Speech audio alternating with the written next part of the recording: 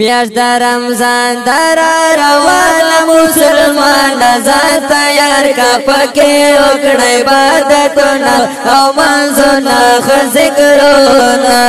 رستو به بیا نوي د خوندونه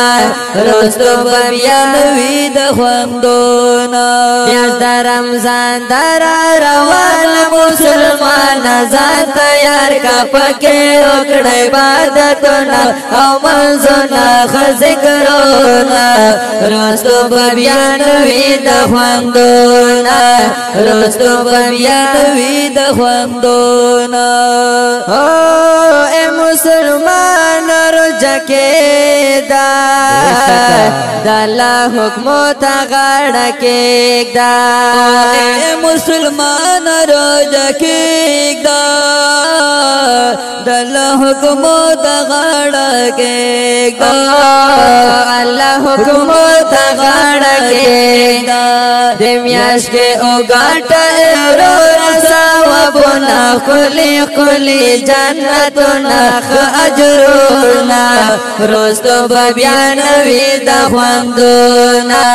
رستو به بیا نوي د خوندونه میاشت د رمضان در روانه مسلمانه ځان تیار که پکې وکړه عبادتونه او منځونه ښه ذکرونه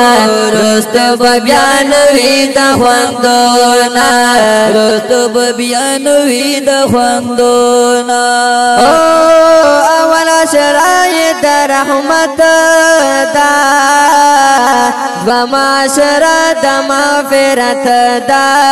دوم عشره د مغفرت ده اول شرایط د رحمت ده دویم عشره د مغفرت ده دویم عشره د مغفرت ده آخری عشره کې ته ځان پاس کړه ته سر اور مسلمان دا دوزخ سر غضبونه تکلیفونه رستو به بیا نوي د خوندونه رستو به بیا نوي د خوندونه میاشت د رمضان در روان مسلمان ځان تیار کا پکې وکړه عبادتونه او منځونه ښه ذکرونه رستو به بیا نوي د خوندونه رستو به بیا نوي د خوندونه د میاشت کې مه کړه ګناهونه ورور د خلکو سره جنګونه ورور د خلکو سره جنګونه د میاشت کې مه کړه ګناهونه ورور د خلکو سره جنګونه ورور د خلکو سره جنګونه د خپل میاشت در ورګي د الله ډېر رحمتونه پکې شته برکتونه انعامونه رستو به بیا نوي د خوندو رستو به بیا نوي د خوندونه میاشت د رمضان در روان مسلمان ځان تیار کا پکې وکړه عبادتونه او منځونه ښه ذکرونه رستو به بیا نوي د خوندونه رستو به بیا نوي د خوندونه ښه صحتمند ښکلی انسان یې رورت څنګه مسلمان یې رورت څنګه مسلمان یې خو صحتمند ښکلی انسان یې رورت څنګه مسلمان یې رورت څنګه مسلمان یې چې روژه خورې او نه یریږې د الله نه نو د قبر د بلا نه نو د حشر غضبونه رستو به بیا نوي د خوندونه رستو به بیا نوي د خوندونه میاشت د رمضان در روان مسلمان ځان تیار کا پکې وکړه عبادتونه او منځونه ښه ذکرونه رستو به بیا نوي د خوندونه